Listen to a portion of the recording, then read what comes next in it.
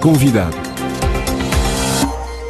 Pino Pena é o convidado de hoje de João Matos. O nosso convidado de hoje é Pino Pena, professora de Relações Internacionais e Económicas na Universidade de Brasília, no Brasil, com quem vamos analisar o escândalo da Petrobras e as consequências que isto está a ter ao nível interno do Brasil, mas também ao nível internacional, nomeadamente em África. Para começar, já temos um novo presidente da Petrobras, Aldemir Bendine, que foi nomeado pela presidente Dilma Rousseff, depois da demissão de Graça Foster e toda a sua direção. Quem é Aldemir Bendine? Era até agora o presidente do Banco do Brasil. É uma pessoa ligada ao PT e aos presidentes Lula e Dilma. Então, eu acho que a situação não é das melhores, porque ele está associado ao partido, né,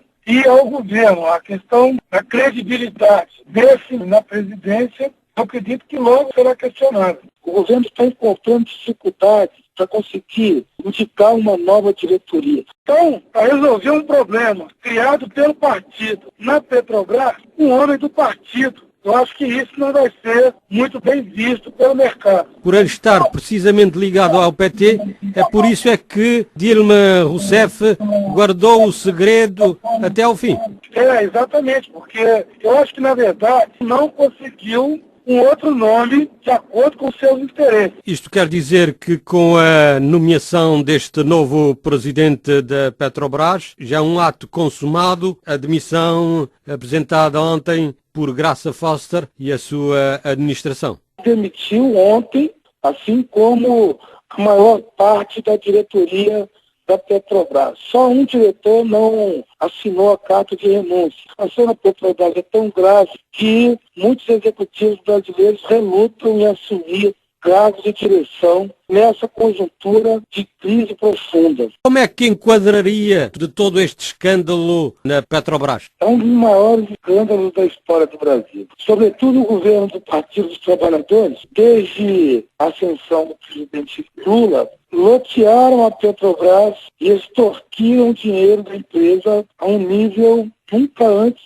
visto no Brasil. A empresa que aparecia antes, nas matérias dos jornais, pelas suas conquistas na exploração de petróleo, passou a frequentar as páginas policiais. Então, assim, há um ar de espanto e assombro no Brasil com o que fizeram com a Petrobras. A imprensa internacional diz que a Petrobras serviu para corromper os políticos brasileiros ao mais alto nível. Fala-se num desvio de mais de 23 bilhões de dólares, é isso? É mais ou menos isso. Estima-se que só o Partido dos Trabalhadores tenha levado algo em torno de 300 milhões de dólares de propina ao longo desse tempo para um projeto de poder. Isso sem contar outros desvios. É muito difícil avaliar exatamente o quanto foi retirado da Petrobras. Propina, no português, cá deste lado, é suborno. Isto quer dizer que esse dinheiro serviu para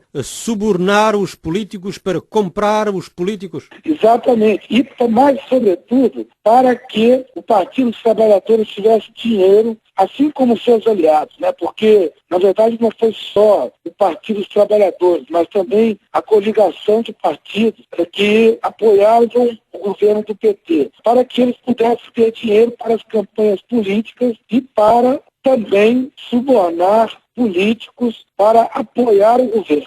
Como é que se explica isso num partido PT, partido que diz defender o povo e ajudar o povo, e entrar num esquema desses de corrupção generalizada? Essa é uma questão importante, pelo ponto de vista ético. O partido falhou, e falhou feio. Vamos lembrar que não foi só o episódio da Petrobras, que aqui estão chamando de Petrolão. Existiu concomitante também o escândalo conhecido como Mensalão, que foi uma compra de apoios políticos do Congresso, e uma parte importante da cúpula do partido foi condenada pela Suprema Corte do país. Então, assim, do ponto de vista ético e moral, o PT falhou e não se mostrou diferente dos outros partidos brasileiros. Nós temos uma situação de imoralidade ampla das estruturas partidárias do país. Quem diria que chegaríamos a esse ponto? A Petrobras, que já foi a joia de ouro do governo brasileiro, né?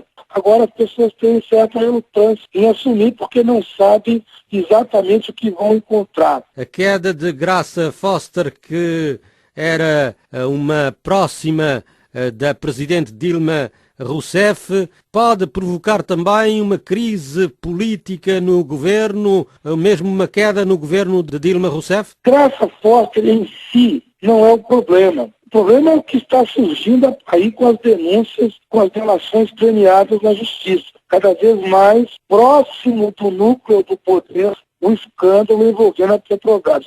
Aqui no Brasil se fala já, cada vez com mais frequência, na possibilidade do impeachment, dependendo do avanço dessas investigações, pode levar a isso também. Isto também tem ramificações até ao antigo presidente Lula da Silva, também que esteve envolvido nesse esquema de subornos. Com certeza. Aliás, foi na época do Lula que isso teria ganhado um vulto maior com o ex-presidente da Petrobras, o José Sérgio Gabrielli, que era um braço direito do presidente Lula. Então, isso também atinge em cheio o presidente Lula, que já se mostrar um pouco nervoso com essa situação. Esse escândalo da Petrobras e outros escândalos foram denunciados durante a recente campanha eleitoral que deu a vitória ao PT e à Dilma Rousseff. Como é que o povo brasileiro, estando informado, escolheu o PT e a Dilma Rousseff?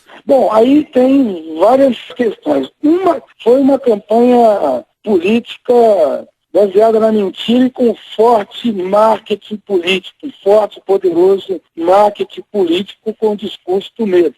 Porque o outro candidato também inspirava certo receio na população de retirar políticas sociais que o governo do PT implementou e ampliou ao longo desses últimos 12 anos. Então, assim, uma parte da população, geralmente a população menos esclarecida, optou pela presidenta Dilma, mas foi por uma margem relativamente pequena de votos que ela ganhou, né? Agora, em qualquer país sério, um governo como esse não sustentaria. O problema do Brasil é que nós temos aqui um universo de analfabetos políticos enorme, suscetíveis à manipulação pela propaganda midiática nos meios de comunicação. Tem havido manifestações de funcionários e empregados da Petrobras, mesmo em frente à sede da empresa no Rio de Janeiro. Isso pode ainda complicar mais a situação? Pode criar uma crise social dentro da empresa? Eu acho que sim, porque o clima na Petrobras não anda nada bom. Então as pessoas começam a se sentir,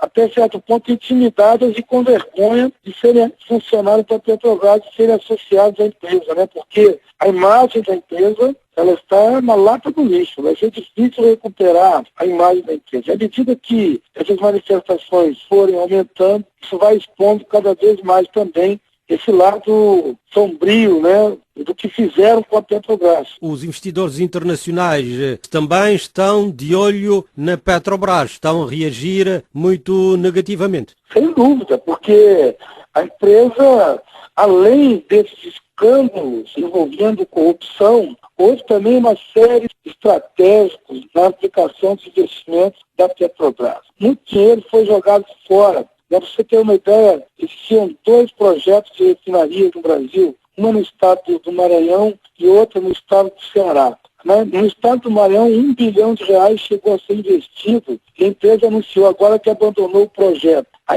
refinaria de Abreu Lima em Pernambuco, que já está operando, ela tinha uma previsão inicial de custar algo em torno de R$3 bilhões, passou para 18 bilhões. E ela já se mostra um negócio insustentável e inviável, ou seja, ela não conseguirá, ao longo dos anos, recuperar o investimento. Então você tem, de fato, um desastre em enormes proporções na Petrobras, tanto no plano da corrupção, como também na perspectiva dos investimentos estratégicos da empresa. Precisamente, falando da refinaria e da estratégia mesmo internacional da empresa, uma empresa que tem tido grande peritagem na exploração de petróleo no mundo, em África, por exemplo, como é que isto tudo vai evoluir? Vai evoluir por um período agora de refluxo, em que a Petrobras não tem capacidade de investir mais, né? Ela tem agora uma dificuldade enorme em levar adiante os investimentos aqui no pré-sal brasileiro, quer dizer, já está acontecendo uma diminuição da participação internacional da empresa. Alguns campos petrolíferos no continente africano já foram vendidos. A empresa vai ter que se concentrar em alguns projetos mais localizados aqui no Brasil e, sobretudo, na área do pré-sal. Como é que estão as relações da Petrobras, por exemplo, com o setor petrolífero de Angola? A Petrobras e Angola nunca foram muito expressivos. Há um mito em torno disso aí. No caso de Angola, as petrolíferas chinesas chegaram com uma grande voracidade. Então, a presença da Petrobras na África, ela estava mais concentrada na Nigéria e havia também outros investimentos, tanto na África do Sul como também na Zâmbia. Mas a Petrobras começou a se retirar. Na África, a principal área de atuação se voltava para o delta do Níger. De lá vinha a maior parte da presença da Petrobras na África. E até lá há uma retração. Globalmente, como é que está a analisar essa baixa do preço do petróleo? Há quem diga que isto vai prejudicar a economia e há outros analistas que dizem que não, que a economia pode crescer com essa baixa. Eu acho que essa baixa, ela tem dois lados. Alguns países certamente já estão sendo prejudicados, né? É o caso, por exemplo, da Venezuela, a vizinha aqui do Brasil, que a crise social e econômica lá é muito mais grave que aqui. Aqui no Brasil, por exemplo, a queda no preço do petróleo afeta diretamente a Petrobras também, de forma muito negativa, porque quando houve a aposta no pré-sal, a exploração se tornava economicamente viável e interessante com o preço do petróleo em alta. Agora, com essa queda do preço do petróleo, que deriva de vários fatores, como, por exemplo, o aumento da produção nos Estados Unidos e também a decisão política de alguns países do Golfo, principalmente da Arábia Saudita. Inclusivamente há quem diga que isto tudo foi orquestrado pela Arábia Saudita e os Estados Unidos. Exatamente, há uma teoria desse sentido, e parece ser plausível, porque alguns países que estão sendo prejudicados, por exemplo, como a Rússia, o Brasil, a Venezuela e outros do Oriente Próximo estão,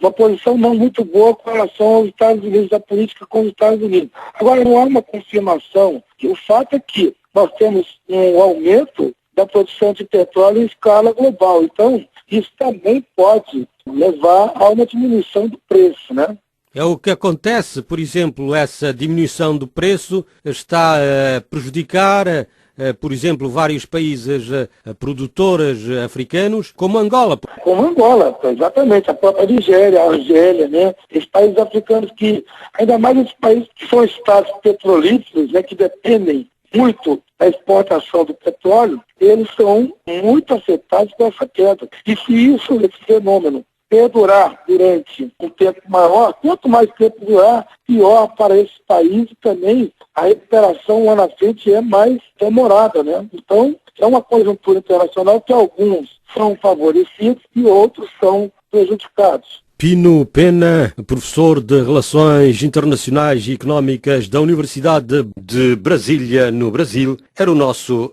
convidado.